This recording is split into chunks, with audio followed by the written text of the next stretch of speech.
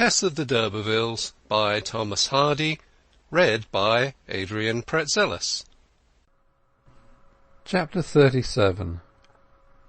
Midnight came and passed silently, for there was nothing to announce it in the valley of the Froom. Not long after 1 o'clock there was a slight creak in the darkened farmhouse, once the mansion of the D'Urbervilles. Tess, who used the upper chamber, heard it and awoke. It had come from the corner step of the staircase, which, as usual, was loosely nailed.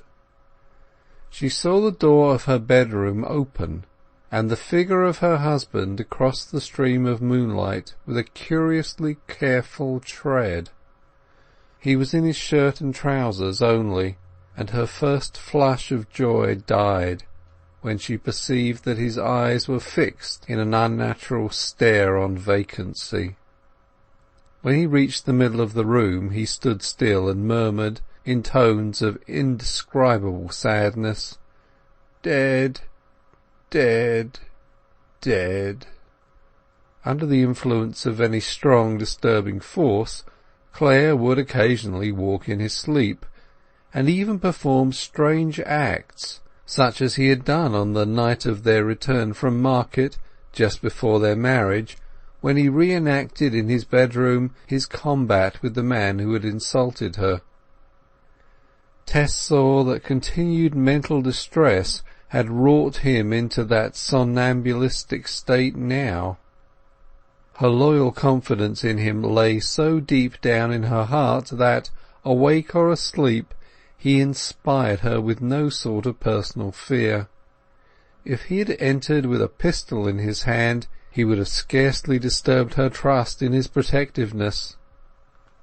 Clare came close and bent over her.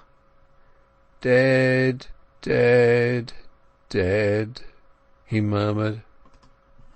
After fixedly regarding her for some moments with the same gaze of unmeasurable woe, he bent lower, enclosed her in his arms, and rolled her on the sheet as in a shroud. Then, lifting her up from the bed with as much respect as one would show to a dead body, he carried her across the room, murmuring, "My poor Tess, my dearest darling Tess, so sweet, so good, so true." The words of endearment, withheld so severely in his waking hours, were inexpressibly sweet to her forlorn and hungry heart. If it had been to save her weary life, she would not, by moving or struggling, have put an end to the position she found herself in. Thus she lay in absolute stillness, scarcely venturing to breathe, and, wondering what he was going to do with her, suffered herself to be borne out upon the landing. "My wife, dead, dead," he said. He paused in his labours for a moment to lean with her against the banister. Was he going to throw her down? Self-solicitude was near extinction in her heart, and in the knowledge that he had planned to depart on the morrow, possibly for always, she lay in his arms in this precarious position with a sense rather of luxury than of terror. If they could only fall together, and both be dashed to pieces, how fit, how desirable! However, he did not let her fall, but took advantage of the support of the handrail to imprint a kiss upon her lips in the daytime scorned. Yet he clasped her with a renewed firmness of hold, and descended the staircase. The creak of the loose stair did not awaken him, and they reached the ground floor safely. Freeing one of his hands from his grasp of her for a moment, he slid back the door bar and passed out, slightly striking his stockinged toe against the edge of the door. But this he seemed not to mind, and, having room for extension in the open air, he lifted her against his shoulder that he could carry her with ease, the absence of clothes taking much from his burden. Thus he bore her off the premises in the direction of the river a few yards distant.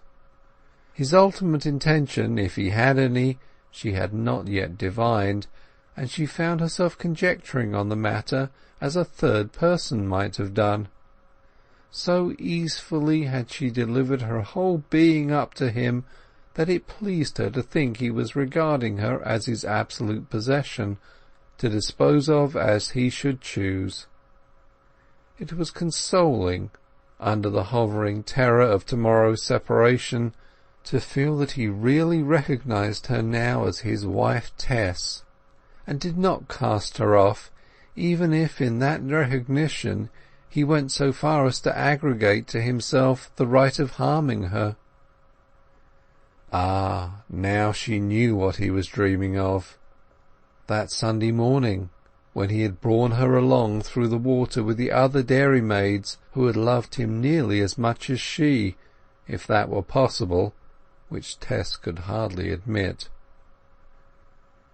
Clare did not cross the bridge with her, but proceeding several paces on the same side towards the adjoining mill, at length stood still on the brink of the river.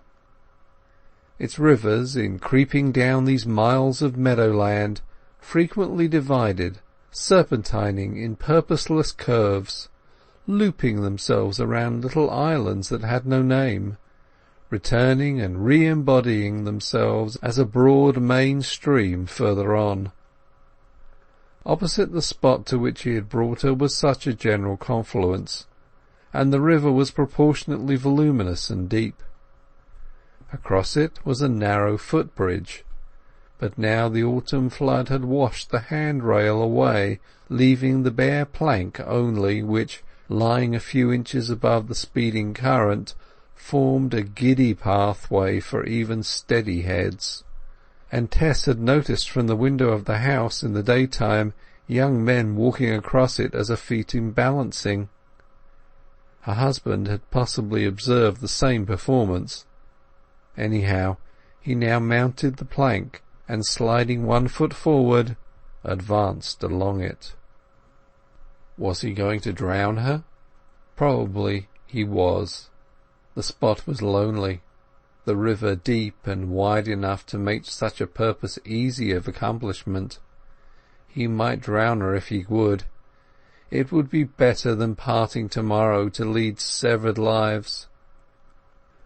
The swift stream raced and gyrated under them, tossing, distorting, and splitting the moon's reflected face. Spots of froth travelled past, and intercepted weeds waved behind the piles. If they could both fall together into the current now, their arms would be so tightly clasped together that they could not be saved.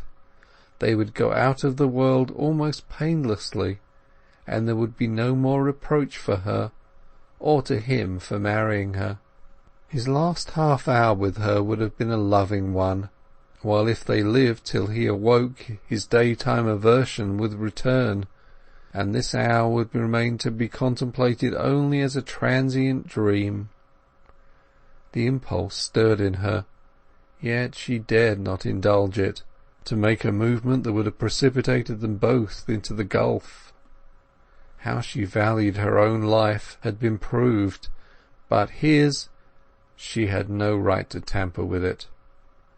He reached the other side with her in safety. Here they were within a plantation which formed the abbey grounds, and, taking a new hold of her, he went onwards a few steps till they had reached the ruined choir of the abbey church. Against the north wall was the empty stone coffin of an abbot, in which every tourist with a turn for grim humour was accustomed to stretch himself. In this Clare carefully laid Tess. Having kissed her lips a second time, he breathed deeply, as if a greatly desired end were attained. Clare then lay down on the ground alongside, when he immediately fell into a deep dead slumber of exhaustion, and remained motionless as a log. The spurt of mental excitement which had produced the effort was now over. Tess sat up in the coffin. The night, though dry and mild for the season, was more than sufficiently cold to make it dangerous for him to remain here long in his half-clothed state. If he were left to himself, he would, in all probability, stay there till the morning, and be chilled to certain death. She had heard of such deaths after sleepwalking.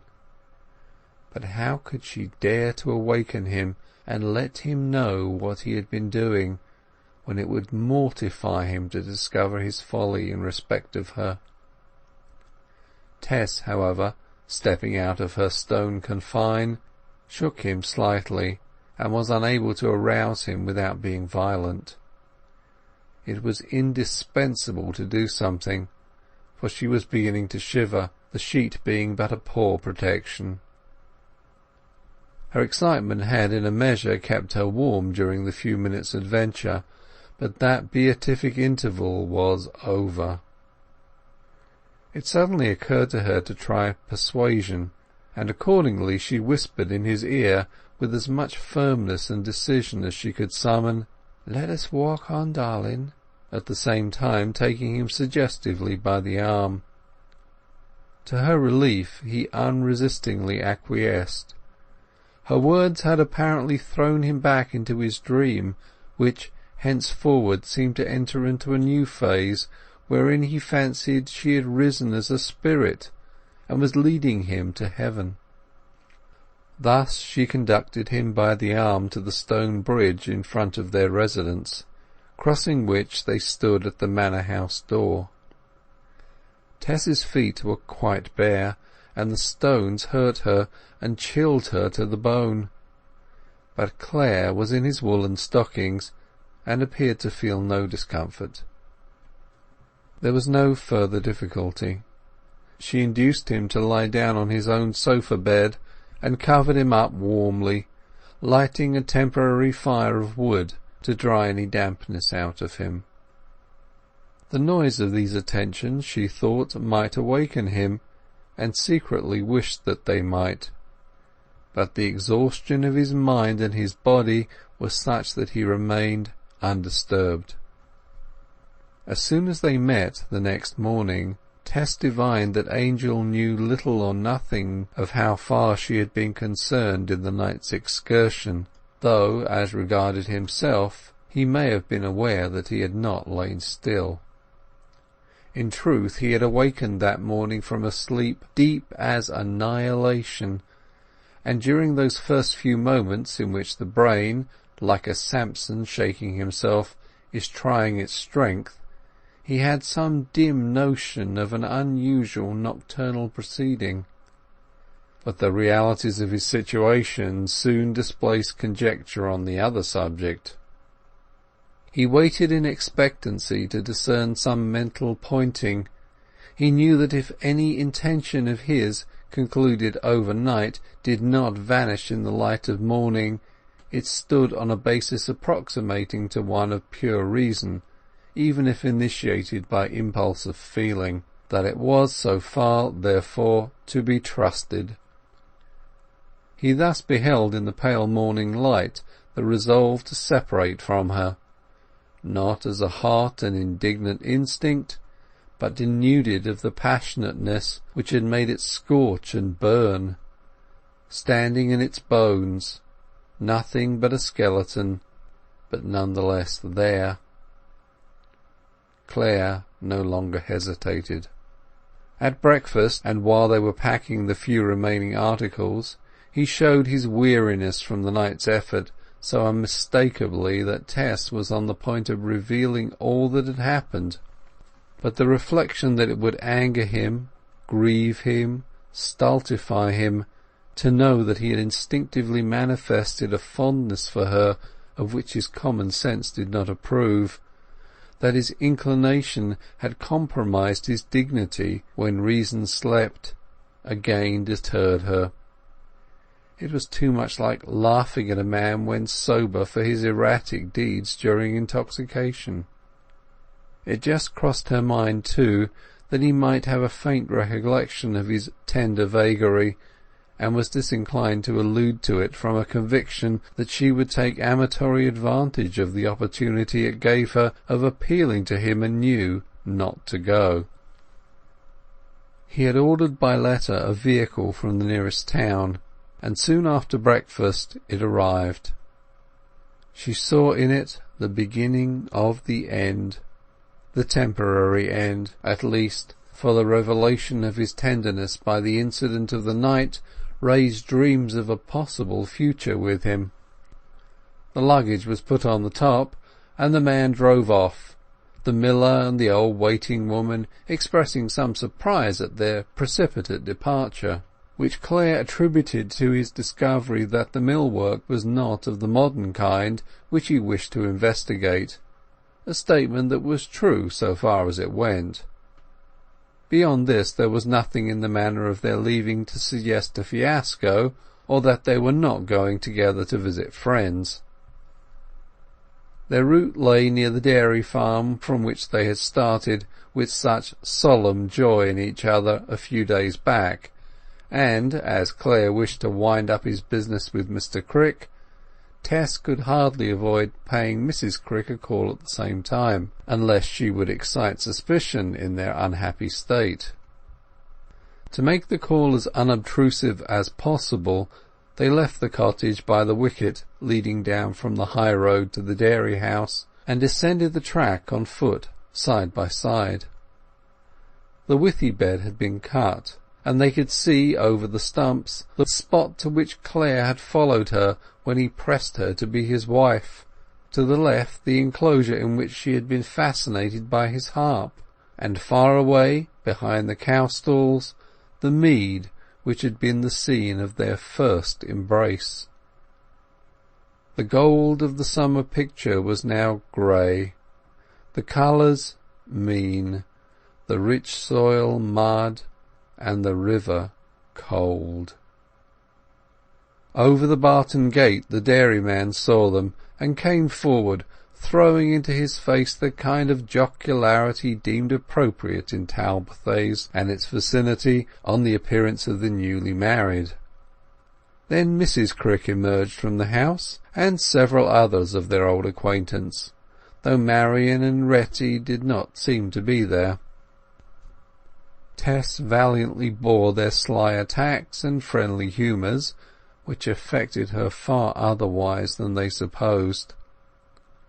In the tacit agreement of husband and wife to keep their estrangement a secret, they behaved as would have been ordinary, and then, although she would rather there had been no word spoken on the subject, Tess had to hear in detail the story of Marian and Retty.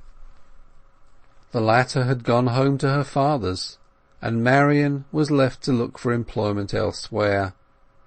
They feared that she would come to no good.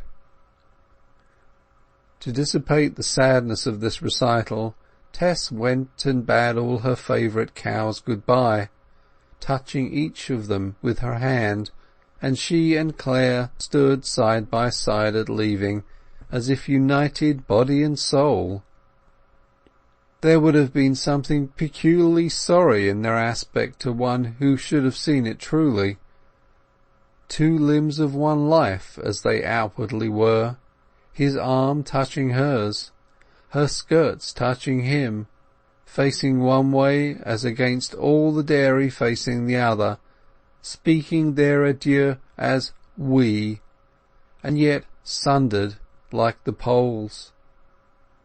Perhaps something unusually stiff and embarrassed in their attitude, some awkwardness in acting up to their profession of unity, different from the natural shyness in young couples, may have been apparent, for when they were gone Mrs. Crick said to her husband, "How unnatural the brightness of her eyes did seem, and how they stood like waxen images and talked as if they were in a dream. Didn't it strike ye as 'twas so? Tess had always summat strange in her, and she's not now quite the proud young bride of a well-be-doing man." They re-entered the vehicle, and were driven along the roads towards Weatherbury and Stagfoot Lane, till they reached the Lane Inn, where Clare dismissed the fly and the man. They rested here a while, and entering the Vale, were next driven onward towards her home by a stranger who did not know their relations.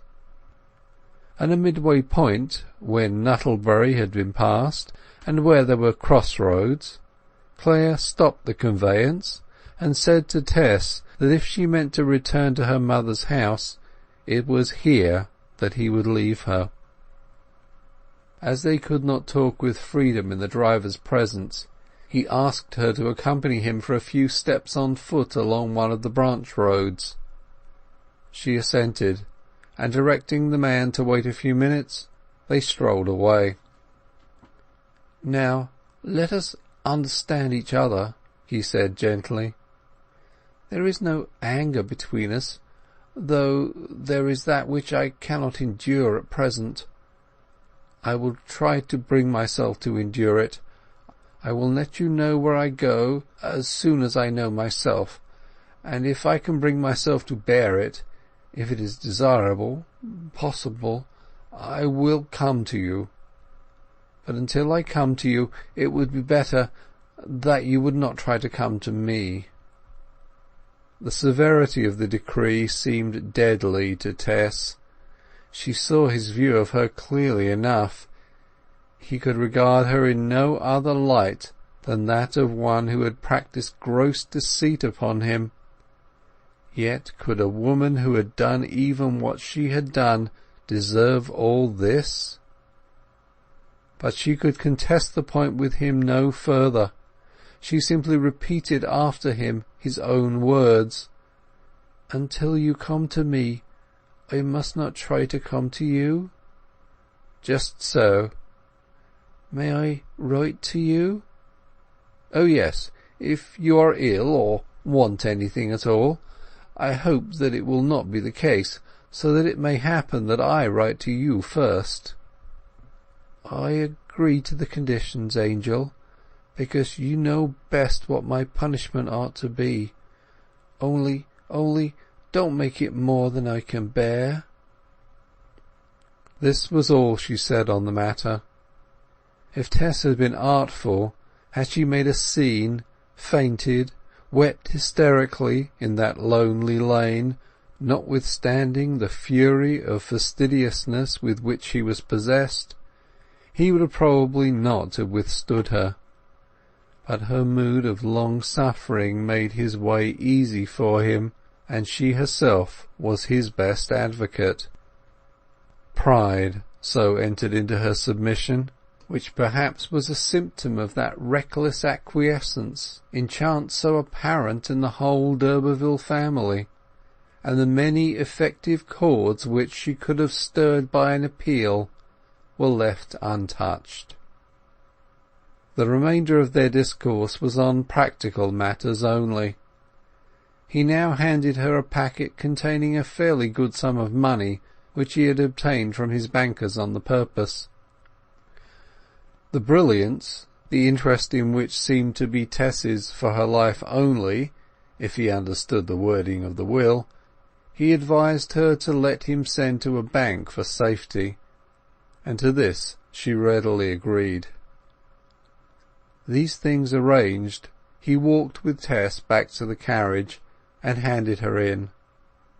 The coachman was paid and told where to drive her. Taking next his own bag and umbrella, the sole articles he had brought with him hitherwards, he bade her good-bye, and they parted there and then. The fly moved creepingly up a hill, and Clare watched it go with an unpremeditated hope that Tess would look out of the window for one moment. But that she never thought of doing, would not have ventured to do, lying in a half-dead faint inside. Thus he beheld her recede, and in the anguish of his heart quoted a line from a poet, with particular emendations of his own. "God's not in his heaven, all's wrong with the world." When Tess had passed over the crest of the hill, he turned to go his own way, and hardly knew that he loved her still. End of chapter 37.